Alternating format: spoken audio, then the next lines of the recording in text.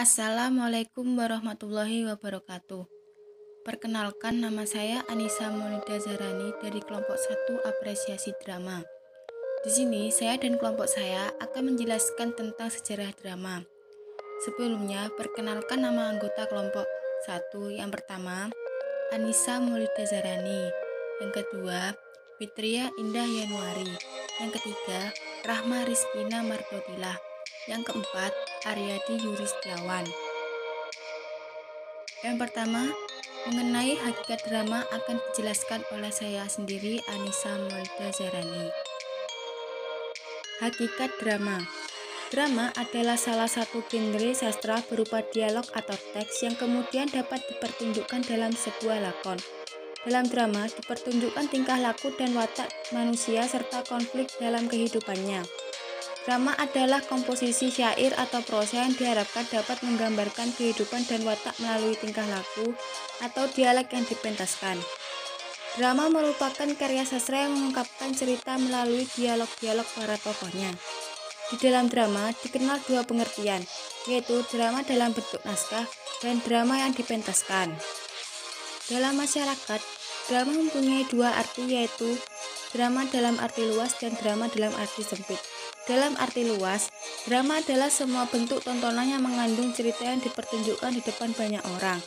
Dalam arti sempit, drama adalah kisah hidup manusia dalam masyarakat yang diproyeksikan ke atas panggung dan disajikan.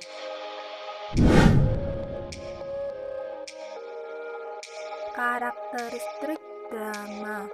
Pertama, drama karena karakteristiknya penggambaran unsur-unsur yang membangunnya dari segi genre terasa lebih lugas, lebih tajam, dan lebih detail, terutama unsur penokohan dan pewatakan. Hal ini pula yang menyebabkan penerjemahan teks drama ke dalam unsur visualisasi terasa lebih intens. Kedua, pengarang tidak dapat secara luasnya mengembangkan kemampuan imajinasinya di dalam drama. Artinya, jika pengarang ingin melukiskan suatu kehidupan di alam tertentu secara konvensional, belum dapat diterima logika umum amatlah sulit. Yang ketiga, dalam dimensi sebagai seni pertunjukan, drama dapat memberikan pengaruh emosional yang lebih besar dan terarah kepada penikmat audiens jika dibandingkan dengan genre sastra lainnya. Dengan menyaksikan secara langsung, emosional penikmat akan lebih mudah tergugah dan digugah. Kesan yang ditinggalkan pun lebih lama dibanding genre sastra lainnya. Yang keempat, keterkaitan dimensi sastra dengan dimensi seni pertunjukan mengharuskan para aktor dan pemain menghidupkan tokoh-tokoh yang digambarkan pengarangnya lewat apa yang diucapkan tokoh-tokoh tersebut dalam bentuk dialog-dialog.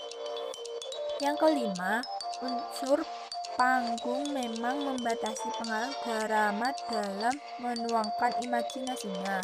Namun demikian, panggung juga memberikan kesempatan sepenuhnya kepada pengarang untuk dapat mempergunakannya supaya menarik dan memusatkan perhatian penikmat dan penonton pada suatu situasi tertentu, yakni situasi panggung.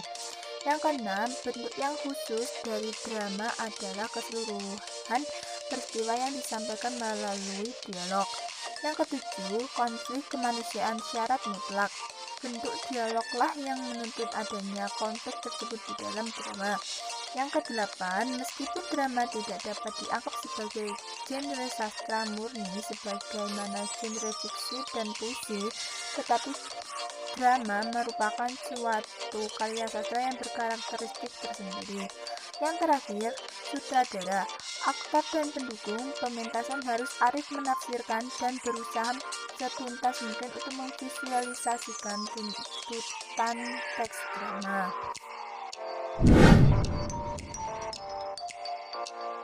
Selanjutnya adalah materi mengenai sejarah drama. Lahirnya drama baik dalam maupun luar negeri sebenarnya bermula dari peristiwa yang sama. Cikal bakal dari lahirnya drama adalah upacara keagamaan yang dilakukan pemuka agama. Kemudian, upacara tersebut berkembang dan selanjutnya lebih menonjolkan kepada penceritaan.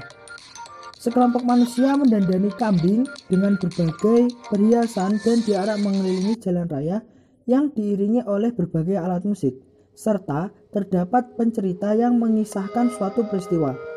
Nah, sejarah drama ini sebenarnya bermula dari zaman Yunani kuno. Begitu juga dengan di Indonesia. Drama di Indonesia juga diawali dengan upacara keagamaan sama seperti dari sejarah drama Yunani kuno tadi yang diselenggarakan oleh pemuka agama. Pemuka agama tersebut mengucapkan mantra dan doa sambil mengangkat kedua tangan dan memejamkan mata untuk memanggil arwah atau roh leluhur. Nah, dalam hal sejarah drama ini terbagi menjadi 8 zaman, yakni yang pertama sejarah drama zaman Yunani atau taraf awal, selanjutnya sejarah drama zaman Romawi, yang ketiga sejarah drama zaman abad pertengahan, yang keempat sejarah drama zaman Italia, yang kelima sejarah drama zaman Elizabeth, yang keenam sejarah drama tradisional di Indonesia, yang ketujuh sejarah drama modern, dan yang terakhir adalah sejarah drama Indonesia. Selanjutnya yang pertama yaitu sejarah drama zaman Yunani atau taraf awal. Drama berasal dari Yunani kuno yaitu draumai yang berarti bertindak atau bereaksi dan berlaku atau bisa disebut juga tindakan. Awal atau titik tolak pandangan ini bermula dari kegiatan upacara ritual masyarakat Yunani untuk menghormati keberadaan dewa sebagai penguasa bumi sekitar 600 tahun sebelum Masehi. Nah, dari zaman sejarah drama Yunani ini terdapat 3 tokoh yang terkenal pada saat itu, yaitu yang pertama ada Plato, yang kedua ada Aristoteles, dan yang ketiga ada Sophocles. Yang ketiganya mempunyai pandangan yang berbeda-beda. Nah, yang pertama yaitu Plato yang memandang seni sebagai mimetik atau tiruan dari kehidupan jasmaniah manusia. Sedangkan Aristoteles dengan pandangannya yaitu karya seni bukan hanya sebagai imitasi kehidupan fisik belaka, tetapi harus juga dipandang sebagai karya yang mengandung kebijakan dalam diri karya itu sendiri. Serta Sophocles yang memandang seni sebagai pelukisan manusia seperti seharusnya manusia. Nah, itu adalah ketiga pandangan tokoh terkenal mengenai drama pada zaman Yunani. Kemudian pementasan drama di Yunani seluruhnya diperankan oleh laki-laki. Bahkan peran perempuan pun juga dimainkan oleh laki-laki yang memakai topeng. Hal ini disebabkan karena setiap pemain memerankan lebih dari satu tokoh. Nah, kemudian ciri-ciri drama Yunani kuno adalah yang pertama pementasan berdurasi sekitar 1 jam. Yang kedua, menggunakan prolog yang cukup panjang. Yang ketiga, tujuan pementasan drama sebagai penyuci jiwa melalui rasa takut dan kasih sayang. Dan yang terakhir, pementasan biasanya terdiri atas 3-5 bagian yang diselingi paduan suara. Yang kedua, yaitu sejarah drama zaman Romawi. Sebenarnya, drama zaman Romawi ini adalah lanjutan dari zaman sebelumnya, zaman awal yaitu zaman Yunani kuno. Drama Romawi klasik setelah tahun 200 sebelum Masehi, kegiatan kesenian beralih dari Yunani ke Roma. Maka dari itu, sejarah drama zaman Romawi dapat dikatakan lanjutan dari zaman Yunani kuno. Namun, mutu dari drama Romawi ini tak lebih baik daripada drama Yunani. Drama Romawi menjadi penting karena pengaruhnya kelak pada zaman Renaissance. Drama pertama kali dipersembahkan di kota Roma pada tahun 240 sebelum Masehi yang dikenalkan oleh Livius Andronicus, seniman Yunani. Kemudian drama pada zaman Romawi terdapat 3 tokoh Romawi kuno, yaitu ada Plutus, Terence, dan Lucius Seneca. Jenis cerita dalam pementasan Romawi mula-mula akan bersifat religius dengan unsur pemajuan dewa. Lalu kemudian akan bersifat perjuangan manusia dalam mencari kekuasaan. Tampilan dalam drama zaman Romawi juga terlihat lebih megah dari pementasan drama pada zaman Yunani kuno. Yang ketiga yaitu sejarah drama zaman abad pertengahan. Drama abad pertengahan berkembang antara tahun 900 sampai 1500 Masehi. Sejarah drama pada zaman abad pertengahan ini menjadi berkembang karena mendapat pengaruh dari gereja-gereja Katolik pada zaman itu. Dalam pementasannya terdapat nyanyian yang dilakukan oleh para rahib dan diselingi dengan kor. Kemudian terdapat pagelaran pasio seperti yang sering dilakukan di gereja menjelang upacara Paskah. Nah, lakon yang dimainkan mula-mula terdapat peristiwa kenaikan Yesus ke surga, sekitar cerita Natal, cerita-cerita dari Bible, hingga tentang para orang suci atau santo-santo.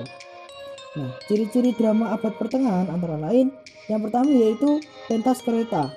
Nah, pentas kereta ini kereta tersebut akan mengelilingi daerah-daerah di kota tersebut. Kemudian yang kedua yaitu dekor bersifat sederhana dan simbolis. Yang ketiga, pementasan stimulus bersifat berbeda dengan pementasan simultan drama modern. Terdapat ciri-ciri yang lain juga, yaitu yang pertama dimainkan oleh aktor-aktor yang belajar di universitas hingga dikaitkan dengan masalah filsafat dan agama. Yang kedua, aktor bermain di panggung di atas kereta yang bisa dibawa berkeliling menyusuri jalan atau disebut dengan pagen. Yang ketiga, dekor panggung bersifat sederhana dan simbolis. Yang keempat, lirik-lirik dialog drama menggunakan dialek atau bahasa. Yang kelima, dimainkan di tempat umum dengan memungut bayaran. Dan yang terakhir, tidak memiliki nama pengarang secara pasti untuk lakon yang dipentaskannya.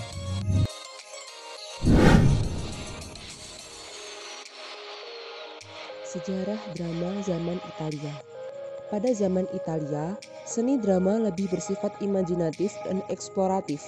Istilah yang populer dalam zaman ini adalah commedia dell'arte, yang merupakan perkembangan dari komedi di Yunani. Istilah tersebut merupakan sebuah jenis pembawaan lakon pemain yang serba improvisasi. Pemain hanya diberi garis besar tema cerita, kemudian mereka mengembangkannya sendiri berdasarkan imajinasi masing-masing. Ciri-ciri drama pada zaman Italia: A. Cerita menekankan pada improvisasi pemain. B. Cerita berdasarkan dongeng dan fantasi yang menjauhi kenyataan. C. Bentuk gaya pementasan seperti pantomim. Selanjutnya ada sejarah drama zaman Elizabeth. Pada tahun 1576, selama pemerintahan Ratu Elizabeth I, gedung teater besar dari kayu dibangun di London, Inggris.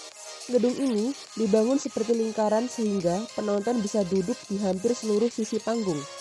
Gedung teater ini sangat sukses sehingga banyak gedung sejenis dibangun di sekitarnya. Perkembangan seni drama pada pemerintahan Ratu Elizabeth I terbilang cukup pesat di Inggris, mulai dari tahun 1558 hingga 1603. Berbagai macam teater didirikan atas dasar prakarsa dari Ratu Elizabeth I. Tokoh yang terkenal sebagai tonggak seniman pada zaman Elizabeth adalah Shakespeare. Ciri-ciri seni drama pada zaman Elizabeth: A. Naskahnya bersifat puitis. B. Dialognya yang biasanya sangat panjang. C. Jenis drama bersifat campuran antara drama tragedi dan humor atau komedi. Selanjutnya, ada sejarah drama teater tradisional di Indonesia. Teater tradisional terdapat hampir di semua daerah atau pulau di Indonesia. Teater tradisional disebut juga teater daerah, karena umumnya dalam penampilannya memakai bahasa daerah. Di beberapa daerah, teater ini banyak persamaannya. Adapun ciri utama teater tradisional yaitu dilakukan secara improvisasi atau secara spontan. Pokok cerita hidup di dalam masyarakat tersebar dari mulut ke mulut. Umumnya cerita-cerita yang ditampilkan telah dikenal oleh masyarakat setempat dan yang dipentingkan dalam pementasannya hanyalah jalan ceritanya, dan biasanya diambil dari cerita-cerita rakyat, legenda, sejarah, atau cerita klasik dari pewayangan. Selanjutnya, sejarah drama modern. Istilah modern di sini hanya untuk menyatakan yang bukan tradisional, atau istilah lain non-tradisional. Drama ini dipentaskan berdasarkan naskah cerita tertulis, diangkat dari suatu hasil karya sastra, naskah lakon atau cerita, serta diikat oleh pengertian dan hukum dramaturgi. Drama modern ini, materi, struktur, dan pengolahannya didasarkan pada drama-drama barat. Drama modern yang diutamakan adalah bukan jalan cerita, tetapi lebih mengutamakan problem dan konflik, permasalahan kejiwaan lengkap dengan tokoh-tokoh dan perwatakannya. Cara penyungguhannya dengan dialog dan akting, tidak atau jarang ada tarian, nyanyian, atau lawakan seperti di dalam teater tradisional. Drama modern pada dasarnya merupakan proses lanjutan dari kejayaan pementasan drama sebelumnya yang dimulai sejak zaman Yunani. Perubahan yang nampak terhadap pada hampir seluruh unsur drama pentas. Berbagai karakter tokoh di atas pentas diekspresikan dengan konsep pementasan modern yang memiliki efek-efek khusus dan teknologi baru dalam unsur musik, dekorasi, tata cahaya, dan efek elektronik. Gaya permainannya cenderung didominasi realistis hingga mengalami kejenuhan dan lebih menjurus pada gaya permainan yang eksperimental. Selanjutnya, sejarah drama Indonesia. Bangsa kita sudah mengenal drama sejak zaman dulu. Keberadaannya ditandai dengan adanya kegiatan ritual keagamaan yang dilakukan oleh para pemuka agama dan diikuti oleh masyarakat sekitarnya. Karena kegiatan ritual keagamaan erat kaitannya dengan kehidupan masyarakat, maka kegiatan ritual ini kemudian mengalami perkembangan dengan dimasukkannya unsur tari dan musik sesuai dengan perkembangan kehidupan masyarakat itu pula.